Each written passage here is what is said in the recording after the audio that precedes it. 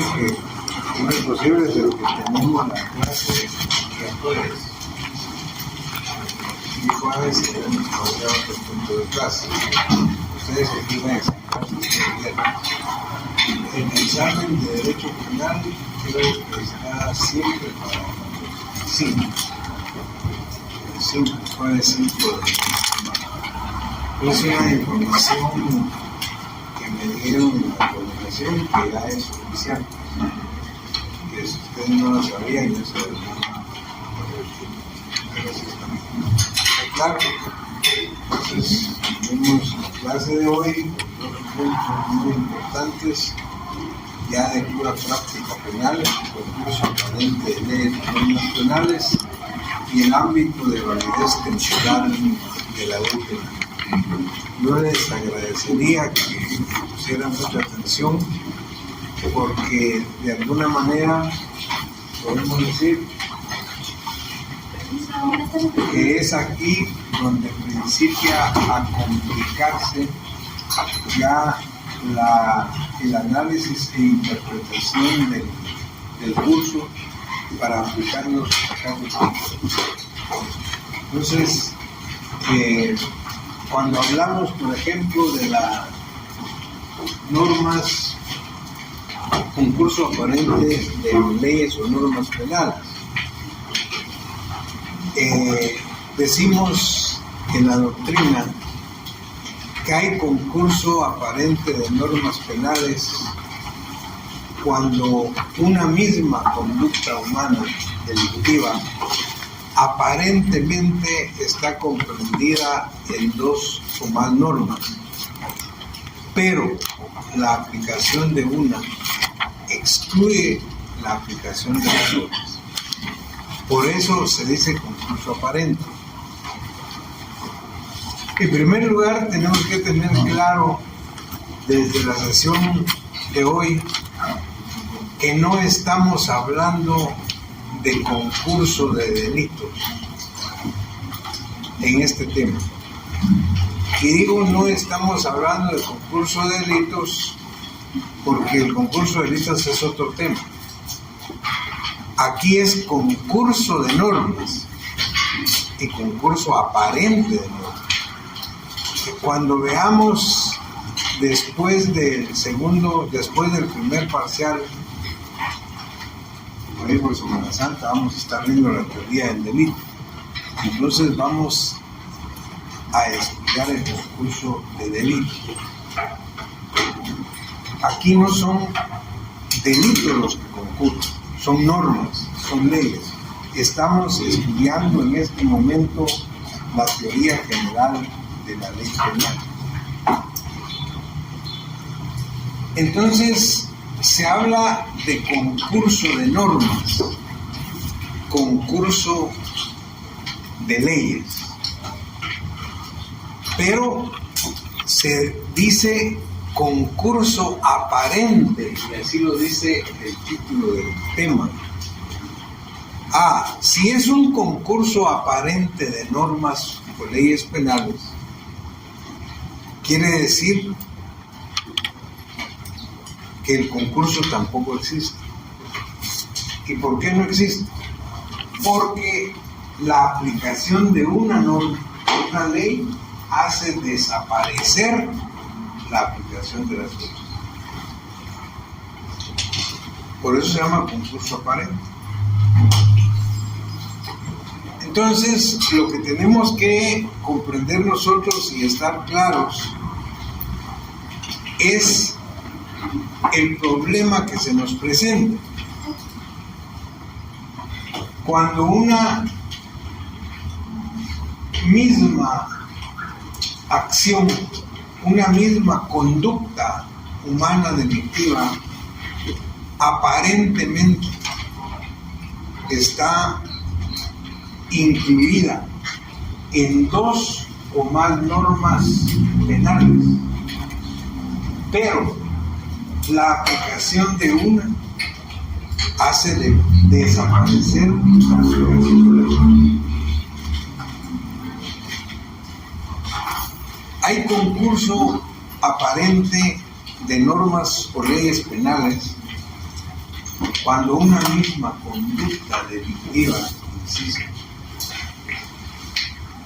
aparentemente está comprendida en dos o más normas, pero la aplicación de una hace desaparecer la aplicación de las otras.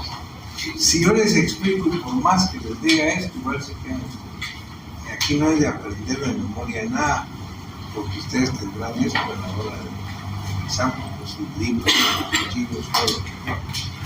Lo que quiero es que comprendan el tema, y para eso voy a partir de un caso que me explico mejor, para que puedan apreciar. Si viene Juan y le dispara a Pedro, Pedro queda gravemente herido, es trasladado al hospital público y a consecuencia de las graves heridas fallece el día viernes, 3 días. Fíjense el caso. La policía detiene a Juan, que le disparó a Pedro. Usted es el juez. El caso que a usted le toca llevar el procedimiento, el proceso penal. Si usted, juez, no maneja el concurso aparente de normas penales y no lo sabe distinguir del concurso de delito, puede ser que usted diga, cuando vea la exposición que hace la policía, dice, aquí qué delitos hay: portación ilegal de armas, portaba ilegalmente su arma; disparo de arma de fuego, segundo delito; lesiones graves, gravemente herido; y homicidio porque murió finalmente. Si usted hace ese análisis como juez, o lo hace en el examen, que tenemos el 5, y usted tiene 0, usted no sabe de qué se trata ni de qué estamos hablando. Usted tiene que identificar, en primer lugar, que no se trata de un concurso de delitos, que se trata de un concurso de normas, de leyes. Cuando hay concurso de delitos, son muchas, 2 o más conductas humanas delictivas. Aquí dice que una misma conducta humana delictiva, una misma, está aparentemente comprendida en 2 o más normas penales, pero la aplicación de una excluye la aplicación de las otras. Es lo que decimos acá: presupuestos para que exista el concurso aparente de normas penales. 2 presupuestos. El primero es que una acción esté regulada o caiga bajo la esfera de influencia de 2 o más normas penales, como en este caso. Y el segundo presupuesto es que uno de estos preceptos excluya la aplicación de los otros al caso concreto. En este caso estamos hablando de una misma conducta. Un sujeto llamado Juan, que sacó la pistola, la disparó a Pedro, que lo dejó gravemente herido y que Pedro murió 3 días después en el hospital. Ahí no es cierto que se dé la aportación de arma, el disparo de arma, las lesiones y el homicidio. En este caso lo que hay es un concurso aparente de normas penales. Y técnicamente usted, acá en el examen o el juez en el tribunal, lo que debe resolver para procesar a Juan es única y exclusivamente homicidio. Solo homicidio, nada más. ¿Y qué pasó con la aportación de arma y con el disparo de arma y con las lesiones? Quedaron subsumidos, absorbidos en el homicidio. ¿Pero por qué? Eso es lo que usted tiene que comprender. Y es lo que en la doctrina denominamos principios doctrinarios para resolver el conflicto. Principios doctrinarios para resolver el conflicto. Alternatividad, especialidad, subsidiariedad, construcción económica, exclusividad. Están los principios. Y esos son los que hay que ir entendiendo. Por ejemplo, cuando hablamos del principio de alternatividad, decía Karl Winding, un profesor alemán, que hay alternatividad cuando dos tipos de delitos se comportan como círculos secantes. Si las distintas leyes amenazan con la misma pena, es indiferente qué ley se aplique. Pero si las penas son diferentes, el juez debe basar su sentencia en la ley que sea más severa para el delito. Eso es lo que dice Karl Winding. Cuando dos delitos se comportan como círculos secantes. Y esto, por supuesto que esto se llama el derecho penal. Esto es cultura general del derecho. ¿Saben ustedes qué son círculos secantes? Si no, no van a entender lo que estoy hablando. Lo que está diciendo el Karl Winding ahí, el profesor cuando dos delitos se comportan como círculos secantes, dice Karl Winding. Pero usted sabe qué son círculos secantes. No. Fíjense que yo les decía que yo estoy muy extrañado, que me da tanta pena. No es un poco de vergüenza. Esto no es derecho penal, pues. Esto es cultura general. Y obviamente conocimientos que usted debe haber aprendido en la primaria. ¡Primaria! Llevaron primaria ustedes. Primero, segundo, cuarto, sexto. ¿Ah? Y básicos llevaron alguna vez en su vida. Después de la primaria, 1, 2, 3, 4. Y después de eso, alguna carrera hicieron antes de llegar aquí, o no. Bueno, y nunca les dijeron que eran círculos secantes ni círculos secantes, o se lo dijeron y no se aprendieron. Es que a mí se me da pena eso, lo que comentaba los compañeros en la elección. ¿Cómo es posible que nadie me diga?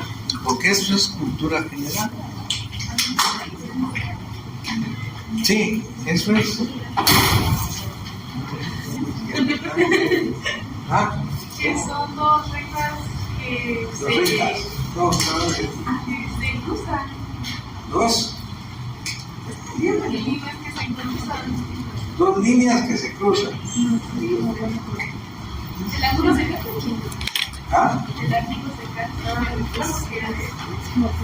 Solo ella le recuerda los 80 pues tiene razón. Los círculos secantes dicen que son aquellos que se tocan en dos puntos, mientras que los círculos tangentes son aquellos que se tocan en un punto. Ponía yo el ejemplo en la otra sección para que ustedes vean.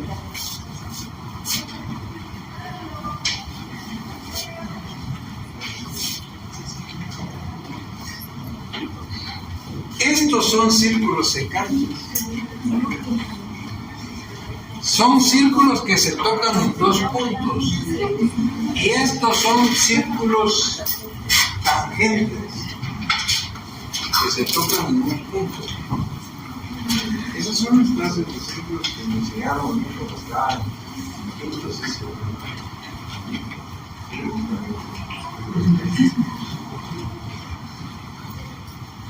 Y este tratadista dice que cuando los delitos, dos delitos se cortan como círculos secantes,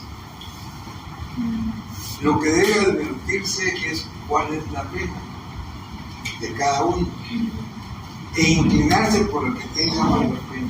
Por ejemplo, si hablamos de que este fuera un hurto y este es un robo, pero están entrelazados,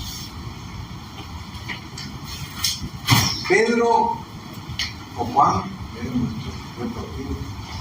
Juan que le llevó la cartera a Pedro, que le sustrajo la cartera a Pedro. Eso es lo que sabemos. ¿Es un hurto o es un robo? Entonces, lo que está diciendo Carl Binding es que veamos cuál tiene mayor pena. Y vamos a ver que el robo tiene 10 y este 5. Ah, qué fácil decir robo. Entonces dice Ernesto Belli, considera que hay alternatividad cuando dos tipos de delito que tutelan un mismo bien jurídico se excluyen entre sí porque exigen características diferentes. Y esto es más serio. Lo que está diciendo Ernesto Belli es más serio.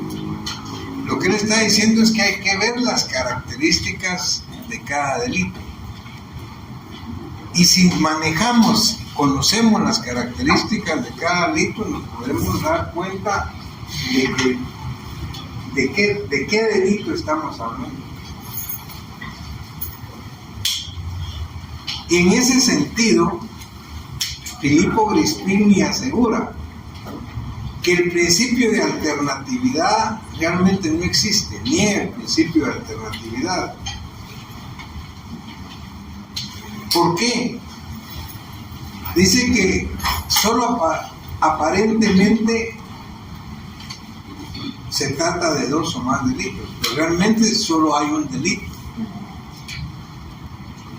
Pero hay que identificar cuál es, de acuerdo a sus características. Entonces, esto nos obliga a conocer, por ejemplo, características del hurto y del robo. Y vamos a ver que no son lo mismo, que tienen características, por lo menos una que es radicalmente.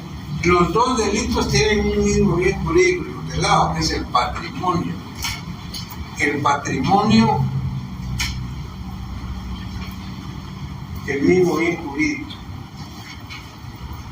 Pero el robo se caracteriza por la aprehensión con violencia anterior, simultánea o posterior. Sentido contrario senso. El hurto se caracteriza porque es la sustracción subrepticia de una cosa de otra.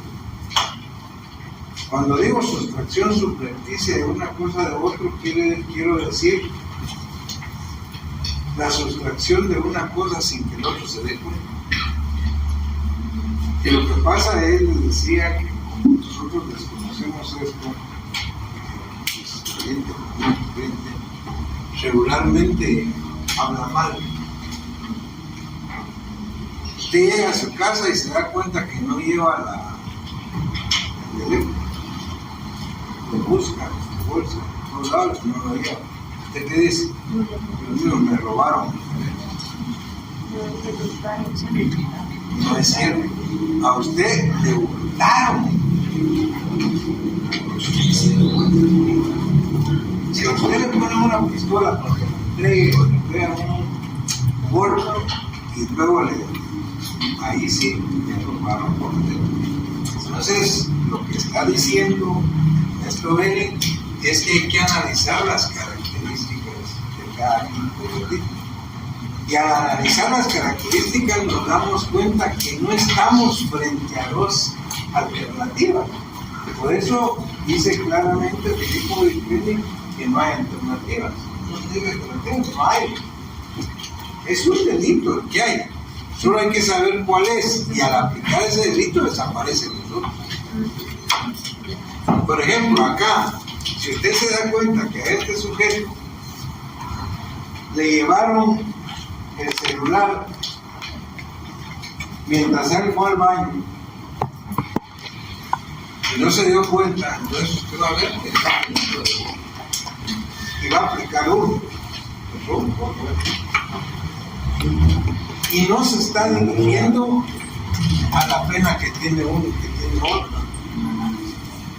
Lo que se está dirigiendo a las características. Esa es una forma de resolver este conflicto. Pero también hay otros principios. Ese es el de alternatividad. Pero está el principio de especialidad. Por el principio de especialidad, la ley especial siempre deroga a la ley general. En caso de que una misma materia sea regulada por dos leyes o disposiciones, una general y la otra especial, la especial debe aplicarse al caso concreto. O sea, la ley especial de toda la general. Y tenemos acá como ejemplo el delito de monopolio del artículo 341, inciso primero del Código Penal, con la Ley de Protección al Consumidor. El Código Penal es la ley general, es el Código Penal ordinario, pero la Ley de Protección al Consumidor es una ley penal especial. Y les decía como ejemplo, que si en una población la tienda, la única que hay en la población, o las 2, 3 que hay, principian a retener toda la mercancía de consumo básico. Empiezan a retener el maíz, el frijol, los huevos, la leche, etcétera, con el objeto de subirle de precio, de que se dé la escasez y subirla de precio. Ese tipo de conducta delictiva está regulado en el Código Penal como un delito de monopolio. Pero esa misma conducta delictiva está regulada en la Ley de Protección al Consumidor. Frente a esas dos disposiciones en que está la conducta, usted tiene que aplicar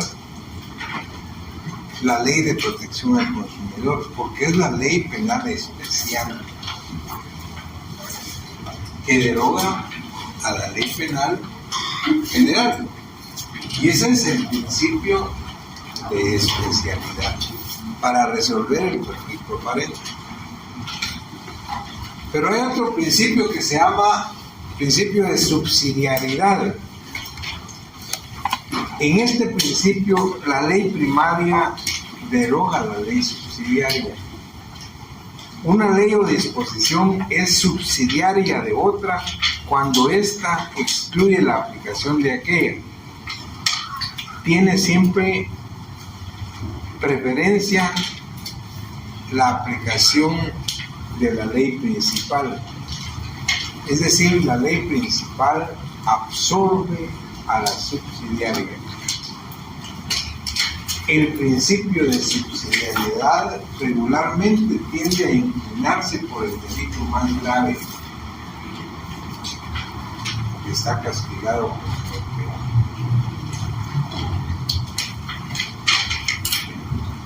Digamos, si se tratara del caso que les puse al principio, que Juan dispara a Pedro y digamos le produce lesiones, un disparo, nada más. Frente a qué estamos, es una misma conducta, porque él tomó su pistola y le disparó a Pedro, Juan, que aparentemente está comprendida en dos o más normas penales. En la norma portación ilegal, de disparo de arma y lesiones. Pero si usted se da cuenta y advierte que estamos frente a un concurso aparente de normas penales, solo va a aplicar el delito de lesiones. Y el delito de lesiones hace que desaparezca el disparo de arma de fuego y la portación. ¿Por qué? Porque es la ley principal que está prácticamente haciendo o desapareciendo a la subsidiaria, que son las otras. Tal vez se entienda mejor esto si vemos el cuarto principio, que se refiere al principio de consorción, absorción o exclusividad. Por este principio nos damos cuenta que surge, dice, cuando un hecho previsto por la ley o por disposición legal está comprendido en el tipo descrito por otra. Y puesto que ésta es de más amplio alcance, se aplica con exclusión de la primera. ¿Por qué el delito, el disparo de arma que produjo las lesiones que dio muerte a Juan, solo tipificamos homicidio? Porque el disparo de arma y las lesiones quedaron subsumidas, se absorbieron, fue una misma conducta.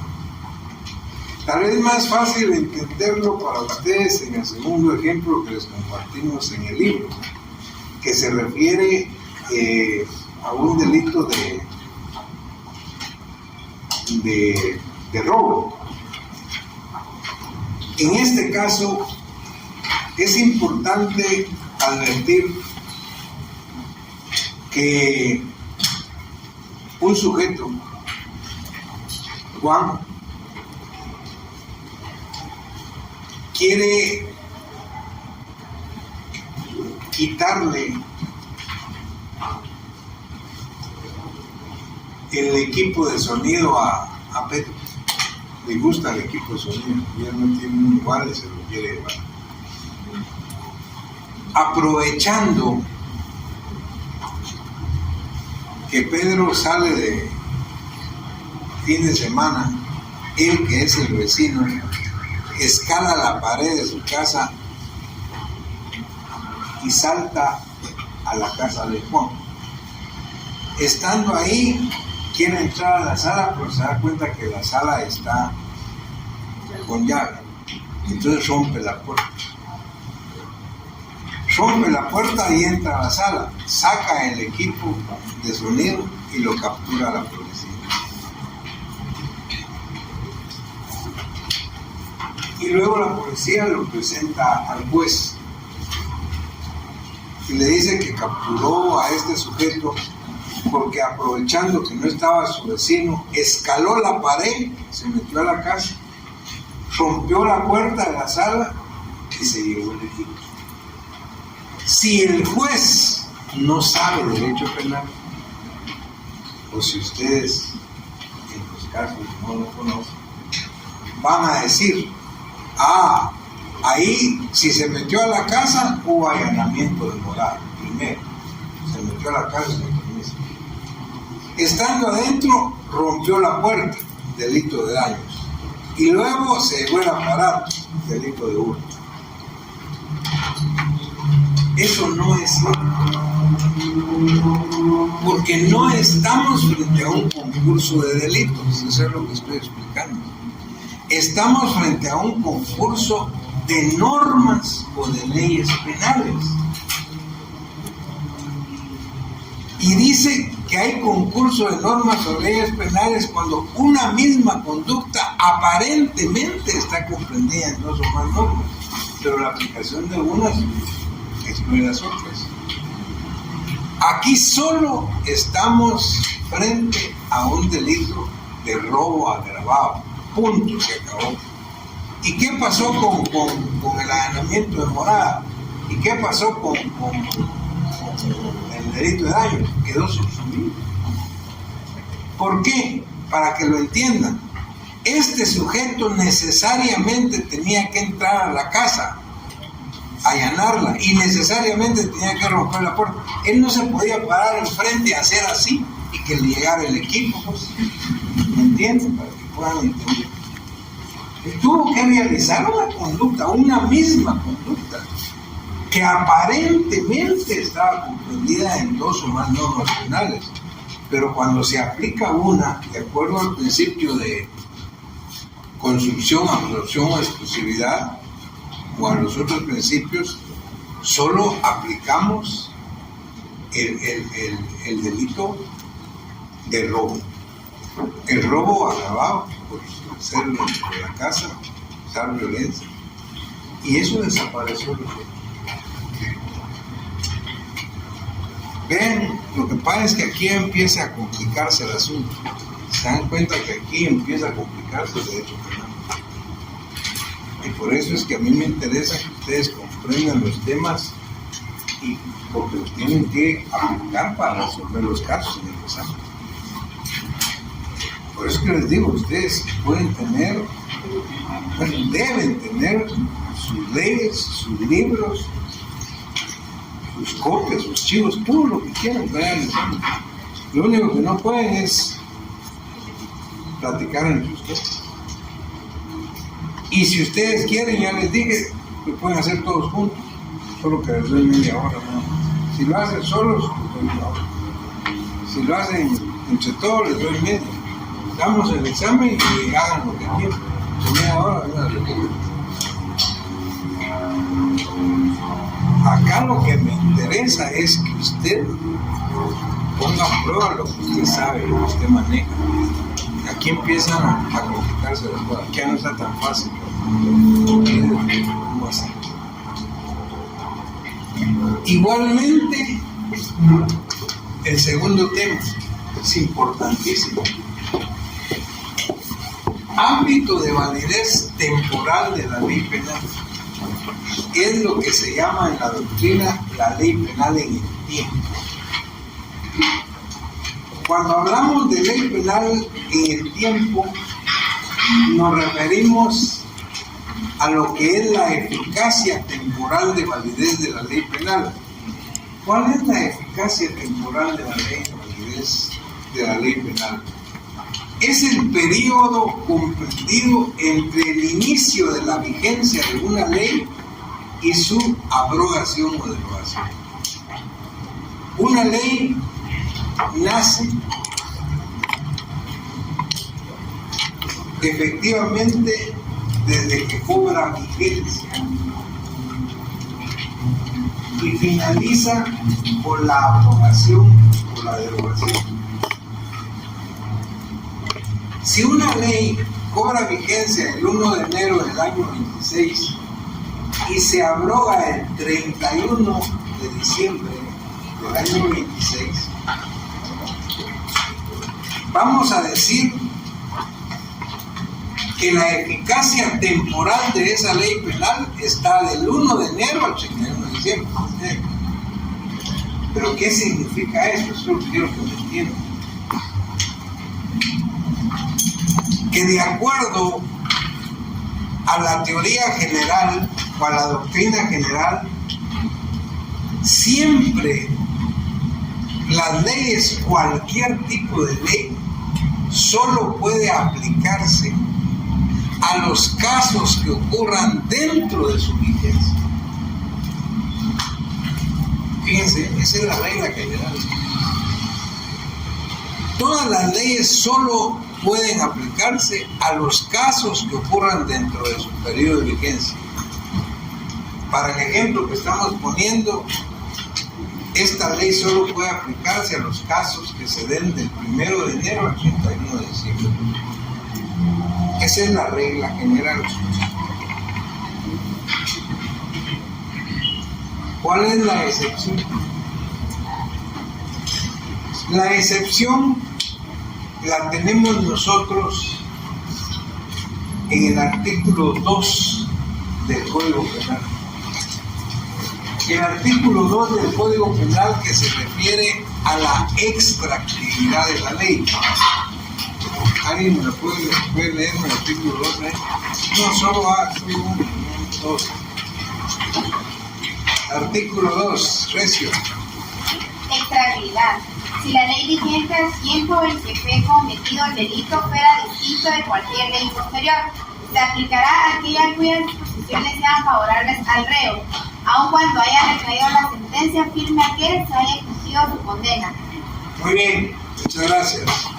Ese principio de extractividad, oigan esto, no es más que una excepción al principio general de irretroactividad de la ley que establece la Constitución Política de la República de Guatemala. ¿En razón de qué? De acuerdo a la Constitución Política de la República, ninguna ley es retroactiva.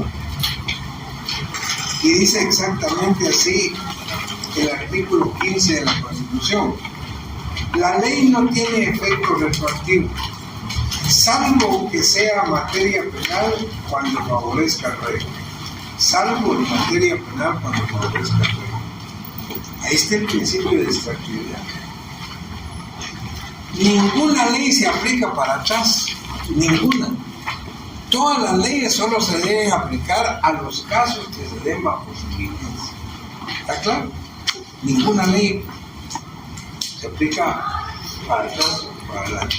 Solo a los casos que se den bajo su vigencia. Pero, excepción, si es materia penal y si favorece al reo, pues se le puede aplicar para atrás. Y eso nos lleva efectivamente a lo que nosotros conocemos en la doctrina como retroactividad y ultraactividad, que es lo que quería explicar hoy. ¿Qué es la retroactividad de la ley penal y qué es la ultraactividad? La retroactividad de la ley penal, ya les digo, tiene rango constitucional y consiste en aplicar una ley vigente con efecto hacia el pasado, a pesar de que se haya cometido el hecho bajo el imperio de una ley distinta y aun que se haya dictado sentencia. Cuando la ley posterior al hecho que va a juzgar es favorable al reo, se puede aplicar retroactivamente si es penal y favorece al reo. ¿Cómo explicar esto? Si un sujeto comete, para seguir con los ejemplos que veíamos, Juan comete el delito de robo ahorita en febrero. Se le captura por la policía y se empieza el proceso penal por robo. Los procesos regularmente llevan promedio de 1 año. Y si vemos el Código Penal ahorita, el robo tiene 10 años de pena, digamos, por ejemplo. Ahorita. Él cometió el delito y se le empieza a procesar por robo. Pero ¿qué pasa si en el mes de junio de este año el Congreso cambia, emite una ley, una nueva ley en que el robo ya no se castiga con 10 años, sino a partir de junio el Congreso considera que es importante amenorar las penas, para rehabilitar a los delincuentes. Y a partir de junio el robo ya no se castiga con 10, sino con 5 años de cárcel.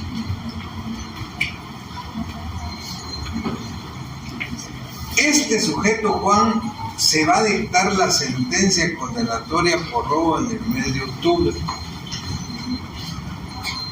La pregunta es, ¿qué ley le aplica?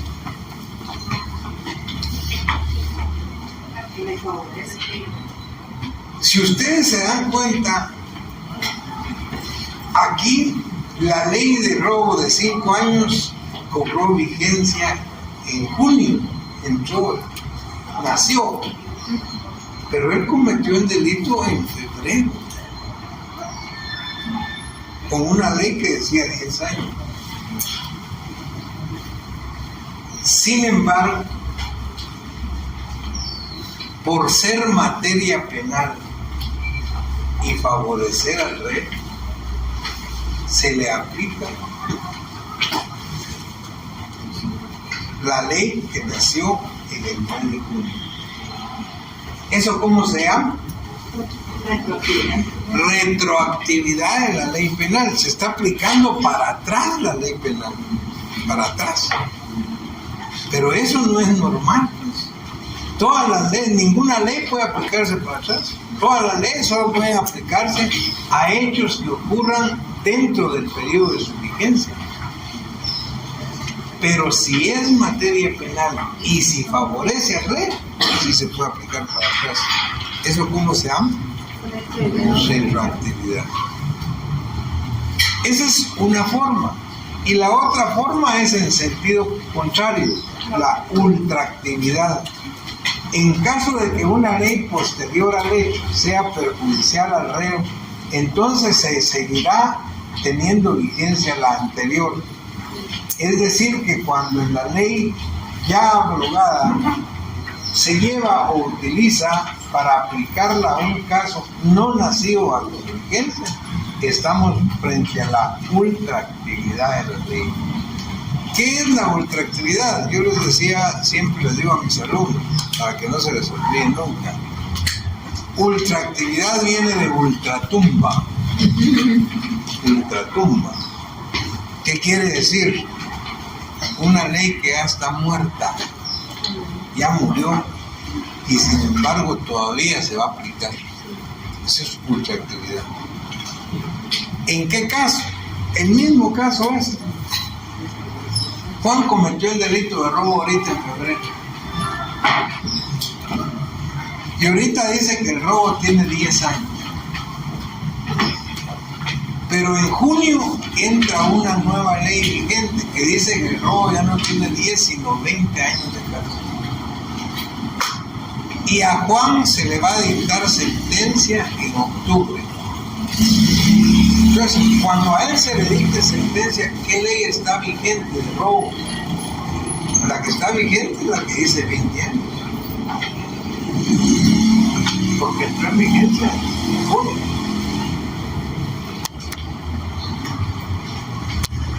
Pero a él se le va a aplicar la ley que dice 10 años. Cuando él cometió el delito. ¿Por qué? Porque es materia penal y lo favorece. Pero eso es una ley que ya está muerta, pues. Esa ley murió en junio. Ya no está vigente. Y sin embargo, no está vigente y todavía se va a aplicar a él. ¿Por qué? Porque eso es lo que se llama ultraactividad.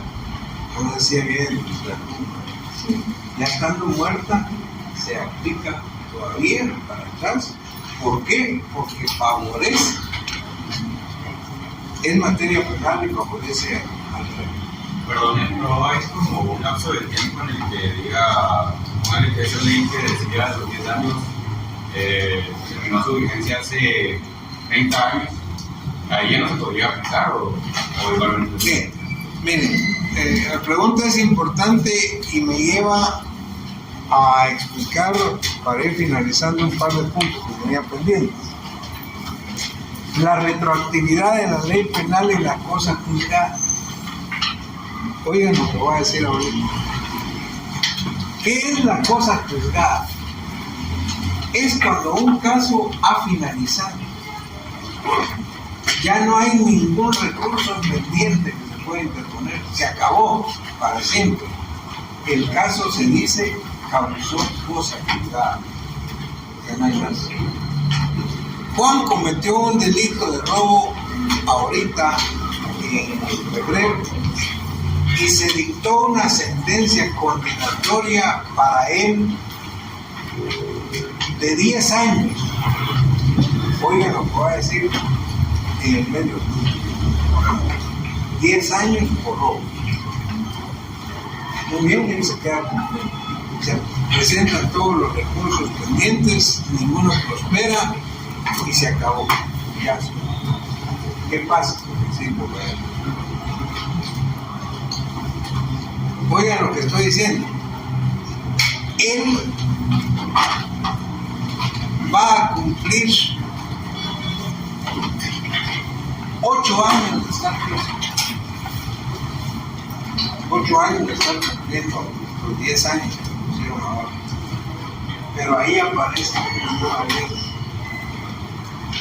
una nueva ley que emite el Congreso en que dice que el robo ya no tiene 10 años, sino tienes una pena de 5 años. ¿Qué pasa con ese sujeto? Que ya tiene casi 10 años de estar preso. Eso es, la pregunta es, ¿se puede aplicar aquí la retroactividad de la ley penal cuando ya hay cosas juzgadas, cuando ya todo se acabó? Esto, es más, a él se le culpó hace 8 años. Ya tiene 8 años de estar preso. Y ahora sale una nueva ley que dice que 5 años. Si sale una nueva ley que dice que 5 años, sí es posible que a él se le aplique esa ley. De tal manera que él debe salir inmediatamente de la cárcel. ¿Por qué? Porque es materia penal y favorece el rey. Aun y cuando ya exista cosa juzgada, como en este caso ya hay cosas juzgadas. Porque en el caso que les puse al principio todavía se está en el proceso. En cambio aquí ya se terminó todo. Y no fue que se terminó hace 2 meses, o hace 1 año, o hace 8 años se terminó. Y él quedó condenado a 10, pero después salió una nueva ley que dice que el robo tiene 5, ya no 10. Se le puede aplicar a él retroactivamente, aun y cuando hay cosas juzgadas. Es decir, que siempre, aun en leyes temporales o leyes intermedias, se puede aplicar la retro y la ultra, siempre que sea materia penal y favorezca el reo. Si es materia penal y favorece el reo, se puede aplicar la retroactividad para atrás o la ultraactividad para adelante. La ultraactividad es aplicar una ley que ya no está vigente. ¿Está claro esto? Muy bien, entonces quedamos pendientes un punto para el día jueves que se refiere al ámbito especial de validez de la ley penal.